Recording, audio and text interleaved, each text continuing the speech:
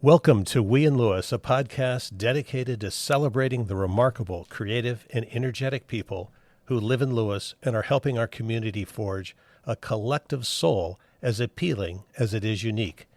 These are their stories in their words.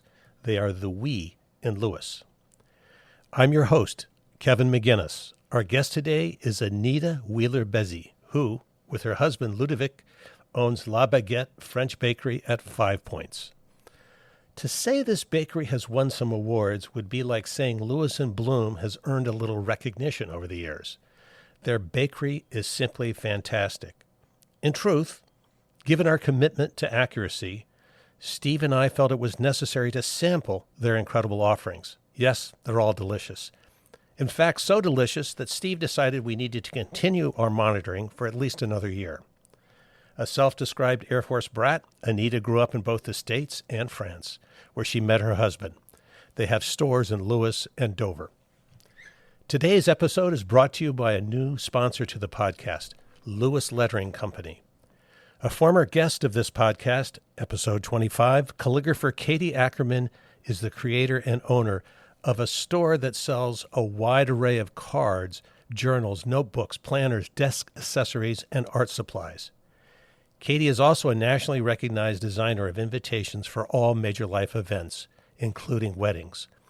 Located on Front Street, right across from the 1812 Park, it's the kind of store you would expect to find in New York, Los Angeles, Washington. I have to admit that Lewes Lettering has saved me on multiple occasions when I've left things to the last minute. Despite my tardiness, I always find the card I need.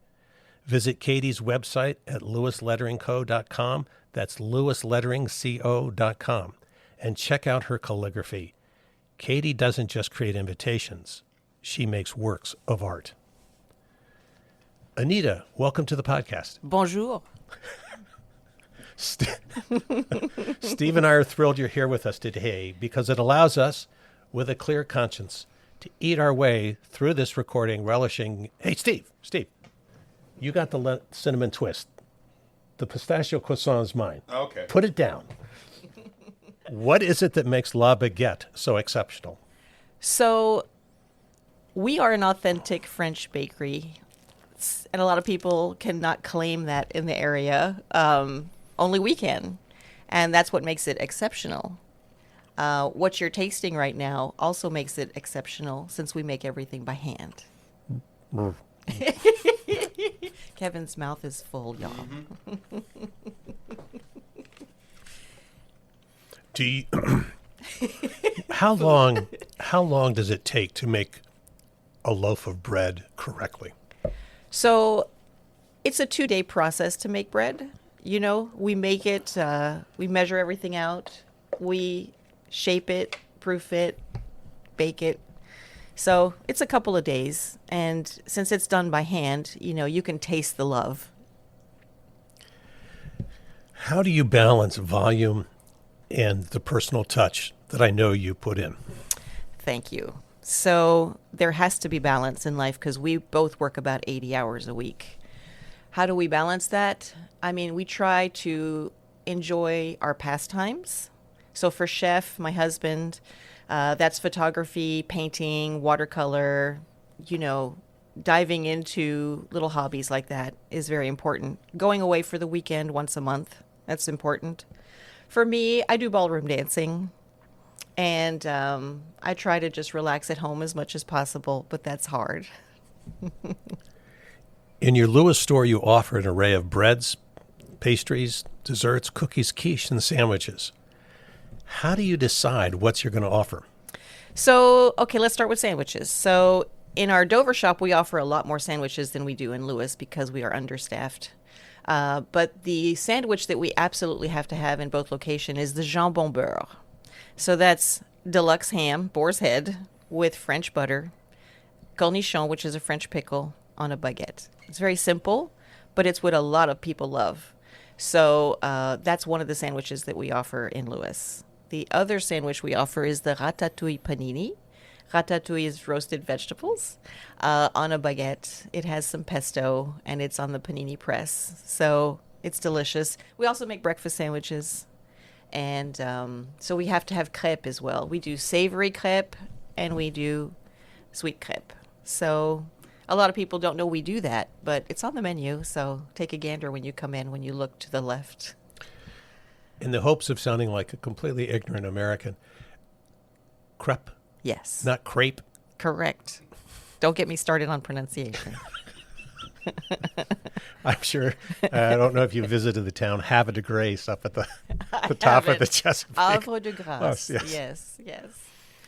Right now, in some of the samplings we have some croissants, a cinnamon twist, and Steve has a special baked good right next to him. A briochade is brioche dough with orange and sugar glaze, nooks and crannies of butter.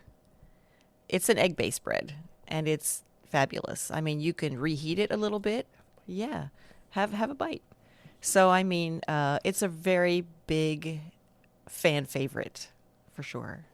Let's see what Steve thinks. We're all sitting here staring at Steve. Yes.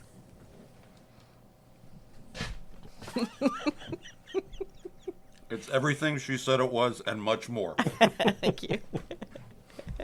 People come from miles around to get the briochade. When my husband worked at what we used to call Dover Downs, it's Bolly's now, at Michelle's, people would drive from Virginia, from D.C. Really? for the briochade. Yeah.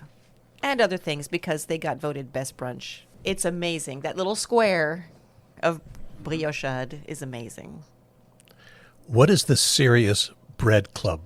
The Serious Bread Club is something that my husband wanted to do to be able to go outside the box of what we usually do every week, every day.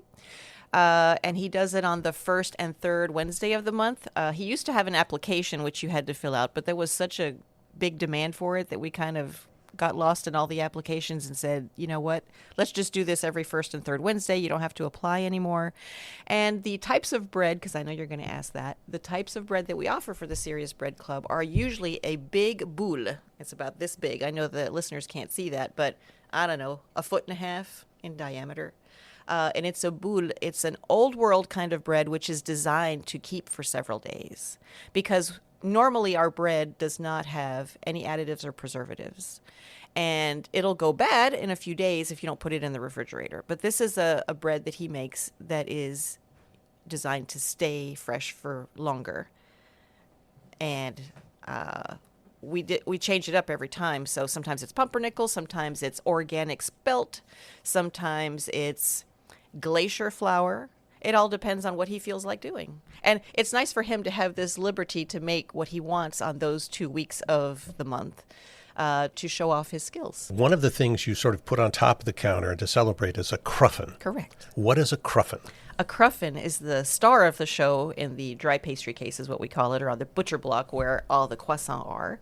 So a cruffin is a croissant shaped like a tower. It's made in a muffin tin. That's why it's called a cruffin. And it's filled all the way through with a different flavor every day. Some examples would be strawberry mousse, lemon meringue, chocolate cream. We have a gazillion of them.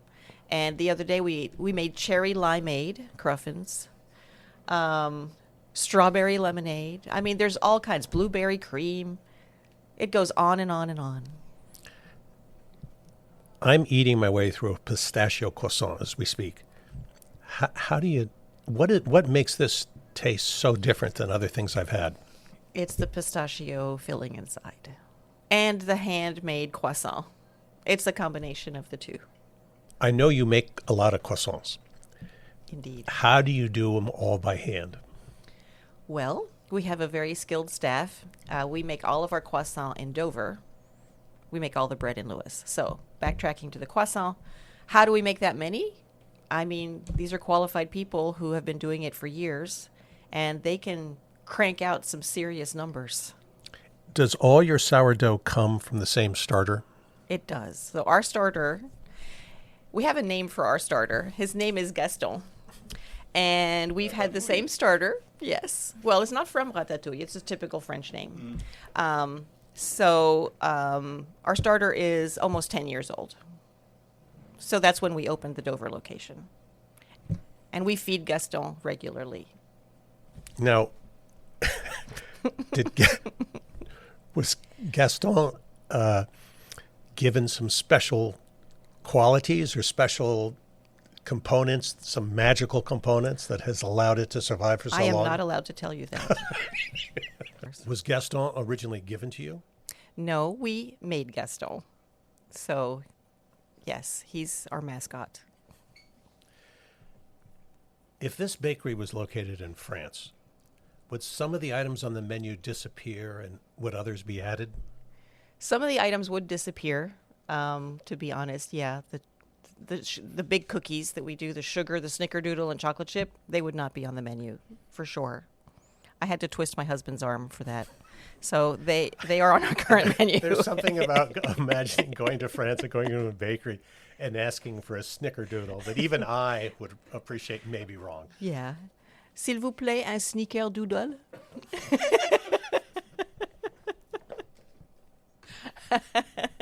I'm trying to think. Probably the cinnamon twist would go. Cinnamon roll as well. But other than that, most of the things that we make would be, over there too. As far as croissant. As far as pastries, all the pastries that we'd make would be on the French menu in France. I mean, on the menu in France, rather. Not, by your estimation, what is your best-selling French pastry? So when people talk about pastries, there's two different kinds of pastries, okay? There's the viennoiserie, okay? That's one type of pastry. There are croissants. There are dessert pastries. So when we talk about the dessert pastries, those are in the cold refrigerated case, okay? I would say the best-selling is the galette tropézienne. The galette tropézienne is something that you would not find in the tri-state area, at least. It's something that's a specialty of Saint-Tropez, and it is a brioche roll with pearl sugar. It looks kind of like a cheeseburger when you look at it. It's layered, okay? So it has the top and bottom bun type. And then it has a mousseline inside, which is French pastry cream and whipped cream. So it's piped in, and it's beautiful. It looks like a glorified cream puff that's cut in half, I guess you could say. But it's beautiful and delicious. French food, Italian food, when prepared in those countries, they don't seem to cause the same stomach issues or weight gain that products with the same name can cause in the United States. True, some of that is due to walking, but it's also due, I believe, to the ingredients that are used. How do you source your raw materials? So, first of all, we use non-GMO flour, and it's the best flour you can find in America. And you're right about the flour in America versus in France. There are a lot of things in the flour that could possibly make people sick. So we have to use the best that we can find in America. But you're right. When you go to France, when I go to France and I eat French bread, I don't get any tummy upset. A lot of people tell me they go to France and, confirmed what you just said, and they don't have any stomach issues when they eat the bread because it's made with better flour. And the French are stricter about the rules of flour versus America. Is it the chemical additions that are made? It's probably how it's grown. Like I stated, okay. We use non-GMO flour, so that's the best we can find here in America. But yes, there are stricter laws about that in Europe and specifically in France versus America. I've noticed here in the States that shelf life seems to play an important role for food production. Mm-hmm. That's not true almost anywhere else. Do you think that we have sacrificed some quality and some health for shelf life? Yes, I think people need to do their research a little bit more because when you leave a Big Mac on the counter and it's fine a week later, you should start to ask yourself questions. If you purchase a loaf of bread from La Baguette, sliced or unsliced, keep it in a plastic bag on the counter, it'll probably last you about 3 days. If you keep it in the fridge, it'll last you a little bit longer. But since there's no additives or preservatives, it's going to get moldy. And that's what you want. You can't say, let's go get a loaf of Wonder Bread so that we can keep it for 2 weeks. What are you sacrificing? Ask yourself that question. To have the breads, the breakfast pastries ready for the morning, What time does the baking and cooking begin? So my husband's day starts at 1 a.m. when he gets up because we live in Dover. Oof. He's at work by 2 o'clock and his staff is too. So we Is start. that in Dover? That's or in Lewes. In Lewes. So he's primarily in Lewes because that's where the bread magic happens. So he is at work by 2, and that's every day except for Sunday because we're not open on Sundays. The baking team stays there probably till around 10 or 11 o'clock in the morning, and then they go home. That's the back of the house. The front of the house is a different story, but that's every day, every day. except for Sunday. Correct. So if you were to buy a loaf of bread in Lewes in the morning, how long does that loaf take to make? Well, I mean, it depends if you start from the making process or the baking process. So if you're talking about baking, it's made by about 5 a.m. That's the end of the baking process. You have to put your ingredients together, put them in the big Mama Jama mixer, and then the magic starts to happen. But that's the bread that we're making the day before, okay, to bake the next day. You have to shape it and proof it, then bake it. So is that the name of the mixer? The big Mama Jama mixer? No, that's my affectionate name for it. We have some equipment that we use to make our lives easier, and I have names for them, like R2D2, and I have names for the equipment. Now, you showed me the back of the house. Yes. In Lewes, and you have an enormous oven. Yes, it's a real Forni oven from Italy. And we also have a Bakery Aid convection oven, which can fit 2 speed racks, and that's a magical oven too. But we can do about 600 loaves an hour in the real Forni oven. How many? 600 loaves an hour if we want. We don't. Now on a weekend, we can crank out 500 to 600 baguettes because we do a lot of wholesale. So, yeah.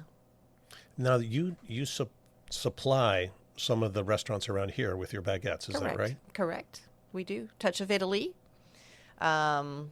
Casey's Delights, House of Coffee, Dover Downs, Bolly's, in parentheses. We supply a lot of bread to those folks and more. There are other people too. Hopkins Farm recently added. Proud to be partners with them. So we do a lot of wholesale. What is the chef's table? The chef's table. So we call it La Table du Chef. Oh, of course. That goes way back. So my French teacher would be so disappointed in me at this point. So that's kind of like a question in a question. Okay. So a lot of people ask us, how did you get started? Okay, so the answer to that is we started with the chef's table. So, several years ago when we went to the bank and we asked for a loan to open up our bakery, we were told no. Even though my husband had years and years of experience as a French chef, even though, we had what it took to open the bakery, we wanted to figure out a way for them to say yes. We were also told that most small businesses close within the first 3 years. So we got discouraging naysayers happening. So my husband and I thought of a way that we could possibly prove to the bank that we would be able to handle owning our own bakery and catering service. So we started doing the chef's table, La Table du Chef, at our home for about 10 people at a time, and we would sell out very, very quickly. And we called it at the time a dinner demo. So that says it all. We were doing 4 to 5 course meal, 10 people at a time in our home. And every course we would have the people get up from their chairs, come to the kitchen while my husband demoed what he was making. And the word got around and people were saying, can I just please bring 2 more people? Can I bring 2 more? Can I bring 4 more? We didn't have the room for that. So we discovered a local farm in Dover, and we started doing La Table du Chef over there. And that was 25 people at a time, and it grew to 35, and then we capped out at 40. And we were sold out twice a month on Wednesdays, every single time. And we took all of our testimonials and all of our sheets that showed that we were sold out to the bank, and we said, okay, if you say no this time, We don't understand, because the testimonials were the testimonials would say things like, "This is the best meal I've ever had. This is a real French meal. I want to come back every single time. Can you put me on the standing list?" Things like that. And the bank really loved that, and they finally said yes. So we opened La Baguette in 2017. We had to stop doing the chef's table for a little while because, brand new business, bakery, catering. We had to get that on, its feet first. And then we started doing it once a year again. And then we started doing it once a quarter. And that's where we are now, doing it once a quarter in our Lewes location. In your Lewes location. Mm-hmm. And we have an exclusive list for that. I know we wanted to ask you about. So a lot of people say, we need 4 seats. We need 4 seats on that list, right? We can arrange that. I know people. Okay. So you just have to come see me in Lewes, and I will put you on the list. It is a very long list, and we have our usuals. They get to go first since they've been with us for years. And then if we have room, we call the other people on the list. So is this a little bit like the list at the Lewes Yacht Club, where if you are my age, there's no need to try to get on the list because a spot's not going to come available during my lifespan? Well, could we do better on your list? Yes, you could. You could, theoretically. Well, true. Fair enough. And do you still demonstrate as you cook? We demonstrate to a certain degree. So we eat in the kitchen. The idea of having 40 people come in. Yeah. So we do 25 people, by the way. It's not 40 anymore. It's more exclusive. So it's 25 people at a time. So I must also tell you that Paul Cullen with the room at Cedar Grove, he pours wine for us, or his staff pours wine for us. And it's for charity. The wine is all charity related. So we are able to do the chef's table, or la table du chef rather, in our kitchen at La Baguette in Lewes. And it is amazing that we get to pair wine with our great food, and people absolutely love that. It sounds fantastic. Thank you. It's my favorite part of La Baguette, I'm not going to lie. And I would assume for your husband, who's classically trained, who was learned all that one can learn in France, it's sort of fun to do something other than bread every now and then. That is right.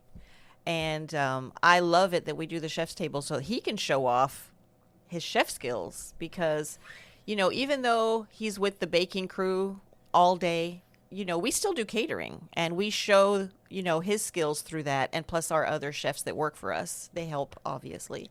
But it's nice to do the chef's table because he comes up with the menu. He's very creative about that. He is adamant about not serving the same thing twice, and that's in 10 years' time. Can you imagine? So, I love it. And just the fact that he describes it and talks about it, and I must say also that he does a watercolor art of the menu, and he also describes the menu with, showing the watercolor art, and then we auction it off at the end of the evening. So it's a special thing that people can take home, like if it's a special occasion for them. And every now and then some of his artwork is up in the store in Lewes, is that right? It's up 24/7, yes. You're a self-described Air Force brat. Yes, sir. You've lived in multiple countries, multiple locations in the States. Yes. Now, did you go to school in both France and the U.S.? Yes, I did. So, I mean, it's a long history. When you're an Air Force brat, you go all over the place. So, I was born in Bitburg, Germany. So, we were on base there, and I didn't start school until we got to Texas, which was our next base. And then, I went to school in France for a year in the first grade because my dad was deployed. He went remote in Alaska for a year, so we couldn't be with him. So I went to school in France for a year. And then went to school in multiple places in America, Tennessee, like I said, Texas, California, George Air Force Base. We were there. And then I ended up graduating from Tennessee in high school. Multiple countries, multiple states. It's a great experience, and no strangers. When you're an Air Force brat, no strangers. That's me. Now, did you go to college in France or the States? No, the States. Yeah. Where did you go to Scranton, college? PA.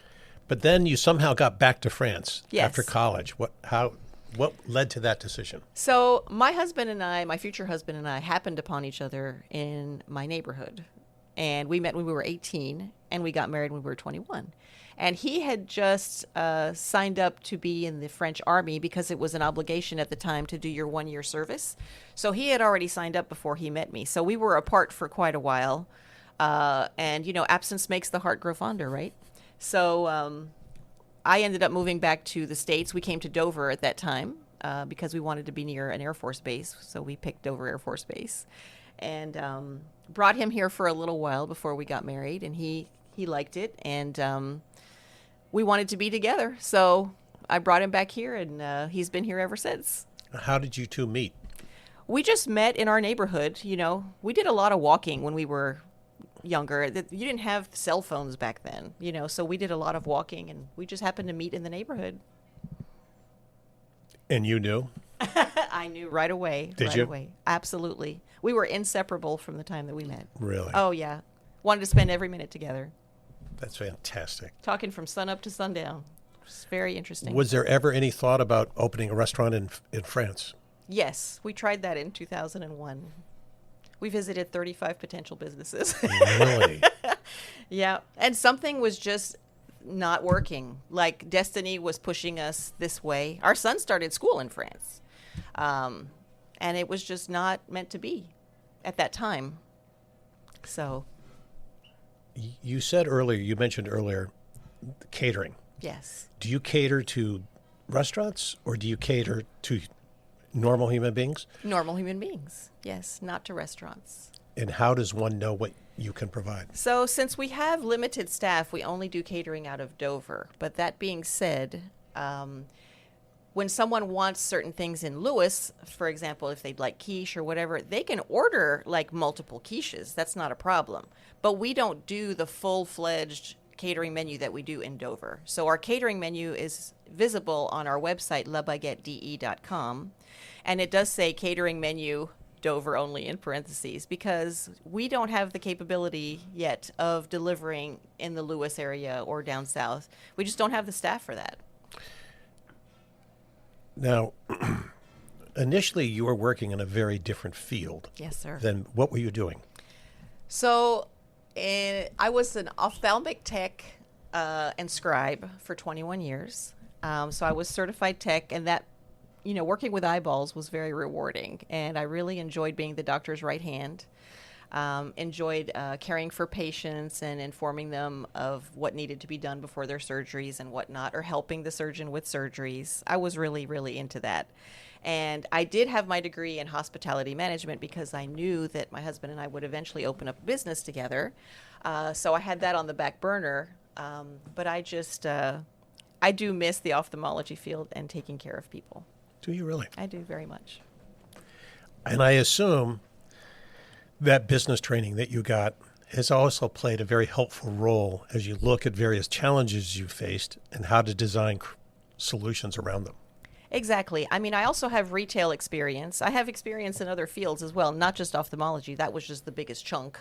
But that all helped with opening up a business. Everything's helpful, dealing with the public. And I love people, by the way. I'm the face of La Baguette. So people see me because I also am a working owner. I'm not just someone behind the scenes doing payroll, I wear 8 hats. So I like to be able to be out in the trenches and talk to the people and see them, ask them if they're having a good experience. Given the dates when you got things started, you were working up in Dover. How did you get through COVID? So we had to reinvent the wheel is what we had to do. So our Dover location, which was our only location at the time, we had a side window, which is where our patio is. And when, COVID came along and all of our employees left us at once, like from one day to the next near St. Patrick's Day, I do believe it was, we had to figure out what we were going to do with no employees. So my husband and I got in the kitchen and we would do 3 days of production for 1 day of sale. And we went exclusive online ordering. So once my husband figured that part out and we had the product, we would open 2 days a week. And it would be like a Tuesday and a Thursday, or Tuesday and Friday. I don't really recall. And whatever we would make for the online ordering, we would do double of, because there was people come into the side pickup window to pick up, and they would say, like, do you have 3 extra blueberry muffins for me? You know, and of course we would be able to sell them that. So we didn't have much of a display case to put in a window, but people knew from before what we sell and what they could order. And we did that for a while, and then we went to 3 days a week because we got 1 employee back.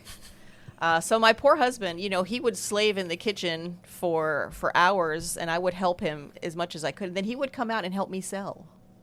So, I mean, it was a really rough time. And then finally we were able to open up the store, you know, at like, I don't know, 30% capacity, followed by 60%, then 100% with the 6 feet, you know, social distancing requirements and all that. But we were so relieved when we were able to open the doors again. In some ways, given what you were able to do, did you build up a customer base, kind of a very loyal customer base? We did. And we also, I have to say that when we have leftover, well, during COVID, when we had leftover pastries or breads, we would donate it to the first responders. And we've always had donations that we could give to the first responders, but especially during COVID, because they were working so diligently and very hard, we would have people take them to the first responders. And then people got wind of that, and they would come and donate money. And they would say, here's $500. I want to feed the 3rd floor on the hospital. Or, you know, let's feed the police officers today. Let's feed the fire department. So we were actually baking more so that we could feed the first responders with the donations that we were getting from the public. And I get the chills, you know, talking about it, because that is so heartwarming. And we were happy to do it. Even though it was more work for us, longer days, it was worth it. It is interesting when you hear stories like this, that it is times in crisis, when we're all in crisis, where a different side of our community comes out. And it is absolutely amazing how many stories there are like this, where people have been very successful in helping one another. And then it sometimes, when the crisis is over, then that kind of disappears. That's not us. We continued. So at the end of the day, if we have leftover croissant, we still donate to the first responders. And we also send some to local businesses just to get the word out that we exist. So sometimes we'll show up at a business's door with bags of pastries and say, enjoy this. This is from La Baguette. You know, so we don't throw away food. And then we donate the bread to Epworth Church. So they come a few times a week to come get the bread. You're having great success in Dover. Mm-hmm. Things are going well. What made you think that a new location was the next right step? So that kind of came on suddenly. So we knew the folks from Touch of Italy quite a while ago, and they had talked to us about this location that they had, that they were using as a secondary kitchen, and that we should come look at it. And we were telling them, we're not ready for this. We don't want to yet. And they would say, well, you know, you do so much wholesale for us. Well, at the time, they have restaurants at Dover Downs as well. Right. So, I mean, at the time, they knew us from the bread that we would make for them. And we just said, no, we're not ready. So finally, after, you know, a couple of years, we said, okay, we'll come see the location. And we were both like, you know, let's keep our minds open and just take a look at this. Well, the funny story behind that is when my husband saw the ovens, you know, he was charmed by that, of course. But I was charmed by the ballroom dancing studio that was across the street. So my eyes got really big, and my husband said to me, don't worry, you'll have time to take lessons. And then we said yes. We said yes to the location. They weren't using it for retail at the time. So we completely renovated the place, and we revamped it to where we could use the retail portion, and the rest is history. Now, you also had parking, which Indeed. If you talk to any business in this area, parking is huge. It's huge, and it's like literally huge. And, We have a lot of parking. and it's free. It is. It's free. So we mentioned before the 40 Iron, and then you looked out and you saw ballroom dancing. Now, you've mentioned this before. Is this your love? I love ballroom dancing so much that I can be so tired from my work day that I walk across the street and I forget everything, even the fact that I'm tired. And I'm not tired anymore. And then I go do my lesson. And then we have a social dance party every 2 weeks. I have energy for all of that all of a sudden. When did this love start? So when I was in high school, I saw a movie called The Scarlet Pimpernel. And they did a minuet. And the ladies had beautiful, tight-fitting dresses and ball gowns. And I said, I have to do that someday. And it's been in my mind ever since. And I actually got to dress up in that kind of gown with, it was for a masquerade ball, and I was Marie Antoinette. And I got to do a Viennese waltz, which is what I've always wanted to do, the Viennese waltz. I got to do that in my ball gown, in my hoop dress, and that was a dream come true. Just learning the Viennese waltz was a dream come true. Realizing that there was a ballroom dancing studio on the opposite side of the street. 1,000%. That's what made the difference. That's what made the difference for me, because I knew it was going to be so much more work. But there's a rainbow at the end of this, because, I should say there's a pot of gold at the end of the rainbow, because that certainly was my pot of gold. And it gave me an incentive to do all that extra work, because we have 35 employees. Do you really? We do. So split between the two locations. But I'm so glad that there's something else I can do besides work all the time.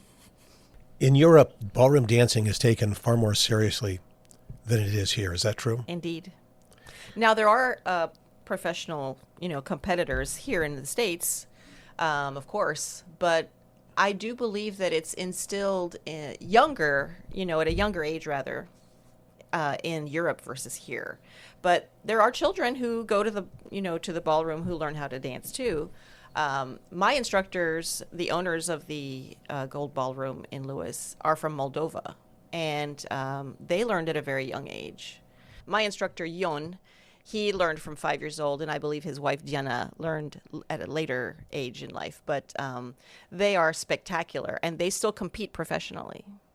I think I mentioned to you earlier that we have a friend, Bruce Huff, yes, who we were sitting one night having dinner. We worked together, and he mentioned that he had sent his kids over to England to study ballroom dancing. And there was laughter initially, and then we were incredulous. But I think it's worked out for Derek and Juliana Huff. That's right. They are very famous. I mean, Derek isn't only a ballroom dancer. He's also a musician and a singer. But they have competed, professionally from a very young age, and they're very well known, especially on Dancing with the Stars on ABC. Yep.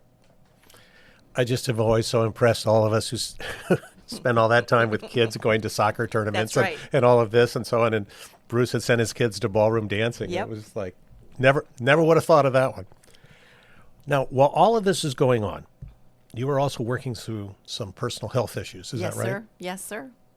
So I was diagnosed with breast cancer on March the 5th of 2025, and that was devastating. And I remember driving home from the doctor's office thinking, all is well until it's not. Because I've never been a person to take life for granted. I was always the person who looked at the cows in the field and the flowers and told my parents, wow, look at that. Isn't that amazing? And, suddenly all is not well. So I had to navigate running a business, getting treatment for cancer, which included chemo, radiation, and surgery. Luckily, I only had to have a lumpectomy. I did not have to have a mastectomy. And I'm grateful to God for that. So he got me through this.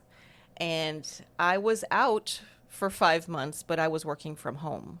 And what people talk about with chemo brain is real. So for a while, I had to, hand the reins over a little bit to someone else, because I would get on the phone and try to call a catering customer, and I just would not be able to answer their questions. And that's when I realized I had to take a break and just get well. So I got into a routine with the chemo as to when I would be able to have a clear brain to be able to speak to them, which was about 5 days. And then I would call them back, and my staff would just say, She's going through treatment. She'll call you back in a few days. We didn't forget about you. So my customers were super understanding, thank goodness. And I was able to still work from home, do payroll, do all the admin stuff. And I had to stay away from the public. So I would go make sure at the end of the day that everything was okay. But I was not with the public at the time. I just stayed home. But you were still working. I was still working. I was That's amazing. absolutely dead tired. But the business has to go on, and I was doing my best to be able to help because my husband had taken on a lot of my workload on top of his. And that moment when you get the all clear. Yes, that is a great day. That is a huge relief. And I am cancer-free. Thank you for asking. And it's great to get a good follow-up and to not have to worry about it anymore. Well, that's so exciting that It is. that worked out and you could work through it in the way Yes. you could. It was certainly a learning experience. Now, I know you don't like to brag, but you and Chef have won awards. I mean, a lot of awards. Yes, sir. Are you ever going to display them in the store in Lewes? So that's a good question. So a lot of times, Well, we do try. people don't realize that these awards are designated for Kent County, Sussex County, for example. So since we opened in Kent County, obviously we have more awards in Kent County since we've been in business longer. So as people start to get to know us in Sussex County, we have less awards. So I only have one award hanging in my Lewes shop, and that's for Best Bakery with First State Favorites South. But in Dover, our wall is full of awards. In fact, we just won Small Business of the Year with the Central Delaware Chamber of Commerce 2026. And that is amazing. So that is up on the wall, as well as, it was Delaware Today's Best of Delaware. We got the most unique pastry. That's also on the wall in Dover. But, that's from Dover. So And that pastry was the Cruffin. the Cruffin. Yes, the Cruffin won that award. But in Dover, you have, it looks like 15, 16 of these awards. Is that right? Sure. Let's see. No, it's more than 16. I think it's 19 or 20. Not that we're counting. Yeah, 19 or 20 are hanging on the wall. So that's from Stars of Delaware, which was Delaware State News. And then there's First State Favorites, which is the Dover Post. So those are all best bakery, best dessert, best catering, best breakfast. And we also have some recognition from Habitat for Humanity. Have you been able to tap into the Lewes culture of community, of giving back? You've already given several examples, but I know that is in the back of your mind at all times. We would love to, but we're just not as well known in Sussex County as we are in Kent. But we're working on it. And how long have you been here? So we've been here for almost 3 years. It'll be 3 years in December. And we always do an anniversary celebration in both locations. Do you all root for France or the United States in the World Cup? That's a very good question. I like that. So, since we don't have time to watch soccer, we don't have a life. Of course, we're going to root for both countries. Nice try, though. Anita, it seems that you've always approached life with courage, with faith in yourself and in Ludovic. Has a willingness to fail been essential to your success? Ludovic and I both quit our jobs at the same time in 2016, at the end of 2016, in order to open La Baguette. We both quit our jobs at the same time. I don't know if you understand the ramifications of doing that financially and otherwise, but we knew that we could just jump right in and make it happen because we had wanted it for so long, and we knew to forge ahead and make this happen. You also seem, based upon everything you've said today, you have a cornerstone that has impacted your entire life, and that is your marriage. That is correct. That's solid. It is solid. 36 years in October we've been married. Congratulations. Thank you. Thank you. We just get along so well. We truly enjoy each other's company. You have to know what you're signing up for when you marry a chef, just like when you marry someone in the military. So I knew that he was going to be away on weekends, evenings, and holidays. You just have to accept that, So now we work together. It's really hard to stay married working together in the restaurant business. You know, that's a testimony. But we just love each other so much that, you know, we actually don't see each other much at work, to be honest with you. And we only have a few minutes at the end of the day to talk.